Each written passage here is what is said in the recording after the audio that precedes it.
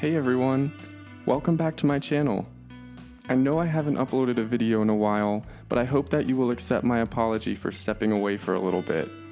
Just like a writer or a painter, I sometimes get caught up in a creator's block when trying to come up with new videos to post. I also have 4 jobs, which makes things tricky at times, but I always start to feel down when I have fallen behind on my YouTube uploads.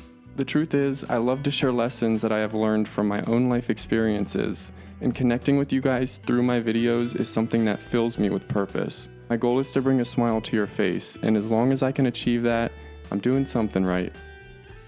Hey guys, welcome back to my channel. Today I'm going to be talking about a topic that I think most of us gay guys have struggled with, and that is daddy issues. So I think this topic is very prevalent in the gay community for a number of reasons, and I'm going to be going into those reasons today in this video. And for those of you that don't know, my name's Richie West, and I like to post videos talking about my life and just sharing lessons that I've learned through my life in hopes of helping other folks out there that might be struggling or might be in need of some direction. So let's hop right into this video. And before we get started, I want to take a moment and shout out all of my Patreon members for your guys' support over there. Thank you so much to each and every member on Patreon over there, keeping track of my life and supporting me and sending me positive affirmations and just ensuring that I achieve my goals. Thank you guys so much. And if you want to get to know me on a more intimate level, definitely think about checking out my Patreon and becoming a patron. There are 3 different tiers you can choose from, and it's totally worth it. So check it out, guys. I'll attach some footage right here of me sending out my candle of the month for August. So it's just an added perk for my VIP patrons, and I hope you guys are interested in supporting me over there. Okay. Enough yapping, let's get right into this video.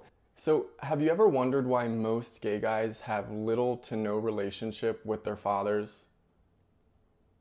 Me too, to be honest.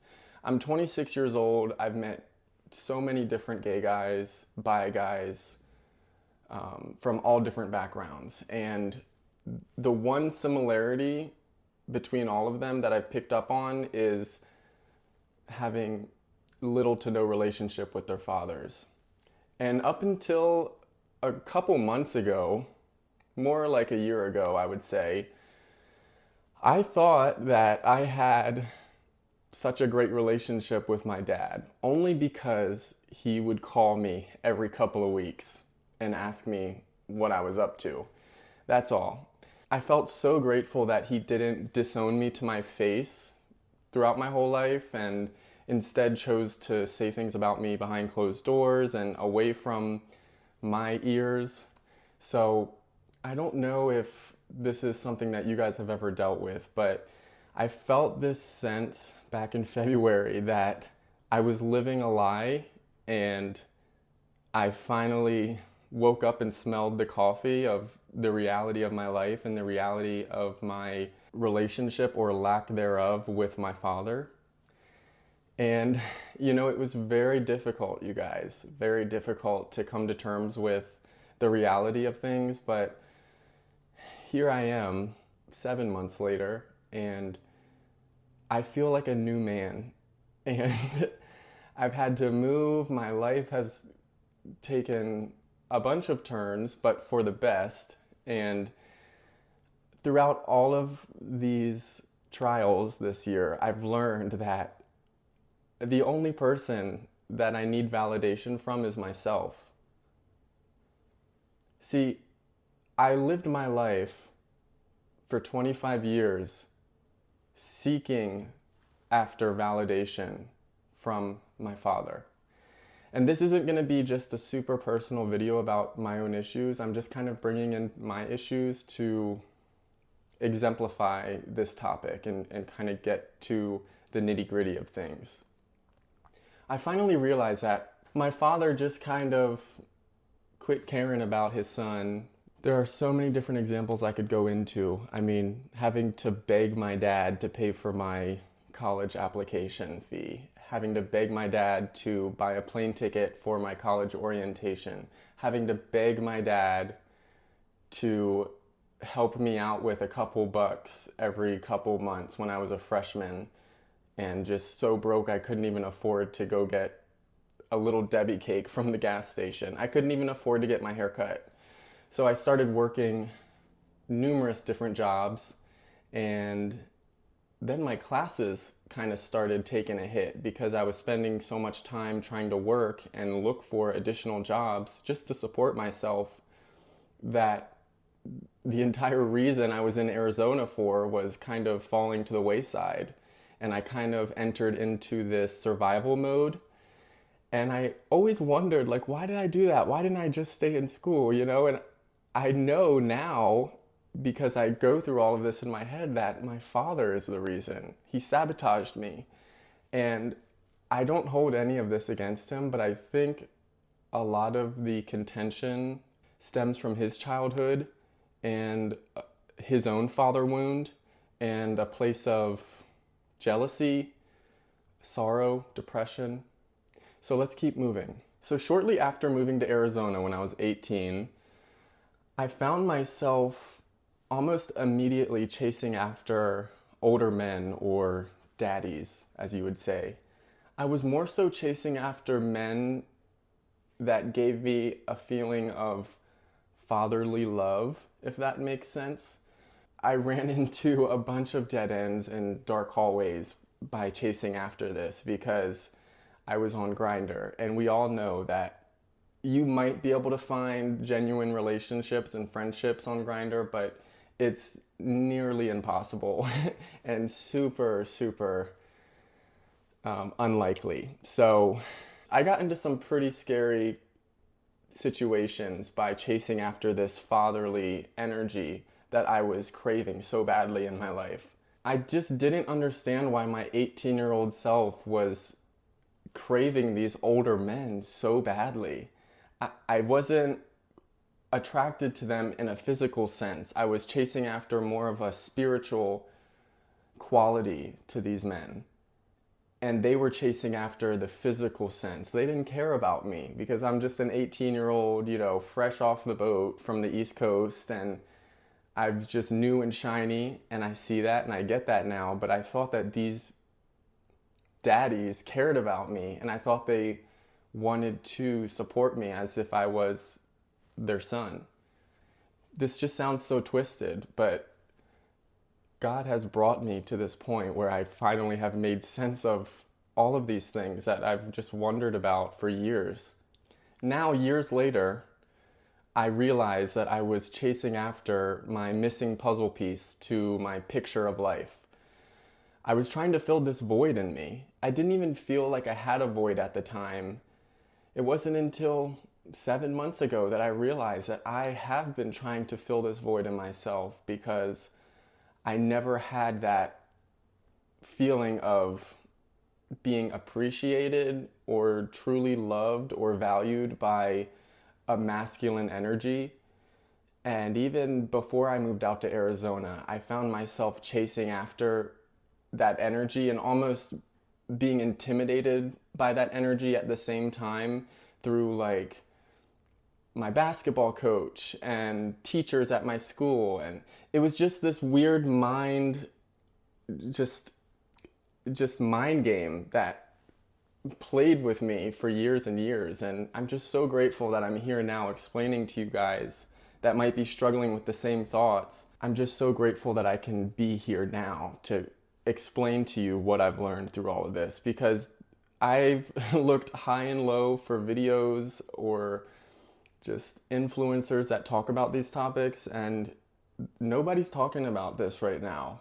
Father wounds can be so detrimental to a young man's life trajectory. And I have a feeling that if it was up to my father, he would want me to live the rest of my life with this father wound just like he did. Because he wants me to almost feel the pain that he felt. And I know it doesn't come from a place of hate.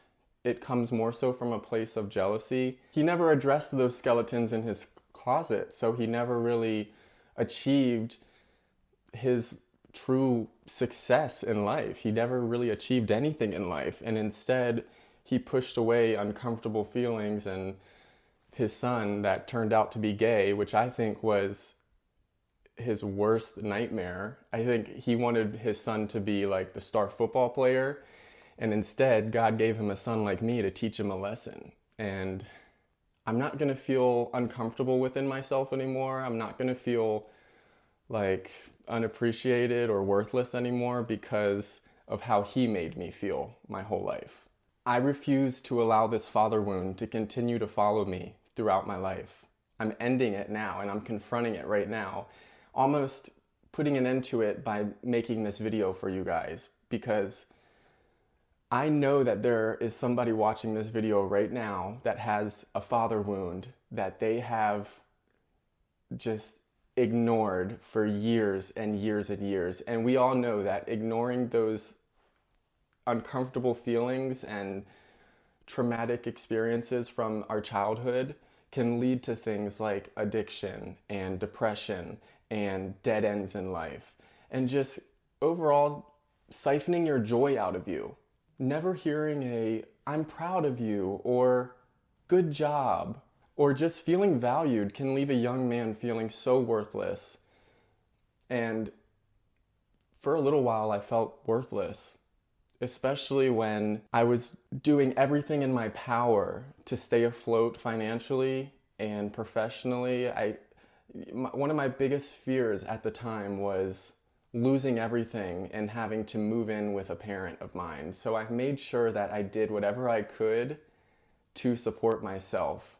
And at the time, all I wanted was to hear, "I'm proud of you, son." That's all I wanted. That's actually what I was using to fuel me throughout my work days. I had that thought in my head every day, like, I know one day I'm gonna make him so proud. He's just gonna pat me on the back and he's just gonna say, "Wow, you really did it." And I kept achieving things in my life, like achievement after achievement after achievement. I even went to his wedding last year, and all I wanted to hear was, "Wow, you're really doing it, you know? You really turned things around," because he knows about my adult film history and everything. I didn't get any of that. I didn't even get a private moment with my dad for him to give me a hug away from his wife and her family. It was just very weird. It was almost like I was in a Twilight Zone episode. And February came around and I just understood everything for what it was. Instead of continuing to live my life with these rose-colored glasses on and trying to see things as I wanted to see them, God took those glasses off of me forcefully and said, "This is the way things are. You need to stop chasing after that because you're never going to get that, and it's going to lead you down this path. So go this way." And guess what I did? I went this way. So yes, guys, if a father wound is ignored, it undoubtedly leads to a path of depression, sorrow, anxiety, low vibrational lifestyles. So if you guys take anything from this video, I hope that you don't wait on an apology from a perpetrator in your life or a sudden realization to finally heal your wound. It is not up to anyone else but you to heal your father wound. So you can blame and play the blame game all day long and feel sorry for yourself, but once you realize that you're in control of the trajectory of your life, that's when you finally realize that I can confront this. I can deal with this. I'm not going to listen to that little voice in my head anymore. I'm going to slap that little voice in the face and throw them aside and take my power back. So I want you to ask yourself, what are you afraid of happening by finally addressing your most impactful memory? What are you afraid of happening? Chances are you've already gone through much scarier and more intense experiences in your life. So contemplating whether or not to confront a traumatic experience that's left you feeling hurt or weak or pained in some way is not going to do anything but help you to elevate yourself. So many people in life live through their ego. They're so worried about how they look on the outside. family members too. They're just so worried about looking cool or kind of winning the end game. And instead, this causes so much turmoil in families and friendships and relationships.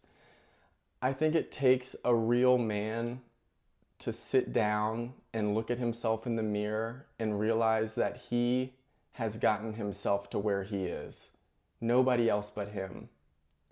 And if he wants change in his life, and if he's not happy with his life, then instead of running away from it or trying to drown it with things like alcohol or drugs or anything else for that matter, trying to run away from it and distract yourself from the real issue, it's only going to beat you down even more and drain you even more of your life force energy. So be a man, stand up, confront those skeletons in your closet. Aren't you tired of weeping? Aren't you tired of giving in to that little voice in your head? It's time to break the chains that have been holding you back for so long and watch your life open up. Confronting your truth will set you free. Just watch. Just watch. I hope that you guys have realized that this is true. This is a reality. Once you confront the things that have been holding you back, confronting your truth will set you free. Once you finally look at that man in the mirror and give yourself the respect that you deserve to make that decision that will truly elevate you in life, we all know what we must do for our greater good. It's just not easy. It's not supposed to be easy. Life is about learning. You're not just supposed to coast through life and have things your way. You can, but you have to work for that. You have to put the work in first. So I hope you guys enjoyed this video, and I hope you enjoyed it. I hope you learned something from this. And I hope that if you're struggling with a father wound, this video gives you some sort of direction in how to approach that wound. Don't keep ignoring it. You're going to regret it. Look at that issue, look at that wound in the face, and tell yourself, I'm taking charge of my life. No one else has control of my life but me. However that may be, you need to confront that issue. Quit running away from it. Once you do, you'll see your life is going to change exponentially in a great way. I'm a walking testament to that. So I hope you guys can see that. Thank you so much for tuning into the video today. I hope you enjoyed it. I hope you all are doing well. And I hope to see you in the next one. All right, guys. Bye.